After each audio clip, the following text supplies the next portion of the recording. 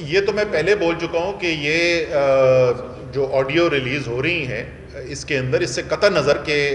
मेरा तो सियासी फ़ायदा है, उनकी हकीकत सामने नज़र आ रही है। हमें तो ये नज़र आ रहा है कि जो बाहर खड़े होके कहते हैं कि सेहत का निज़ाम जो है वो सेहत कार्ड जो है वो तो हम ही ने बनाया था, वो बंद कमरे में कहते हैं कि सेहत कार्ड बंद कर दो क्योंकि इससे इमरान खान पॉपुलर होता है। हमें तो ये नज़र आता है कि वो बाहर खड़े होके बात करते हैं कानून की और बंद कमरे के अंदर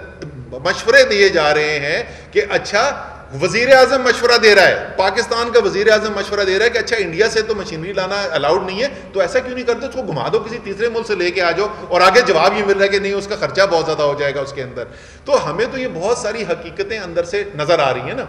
लेकिन मेरे भाई मैं फिर भी कहता हूँ कि ये बहुत बड़ा एक सवाल है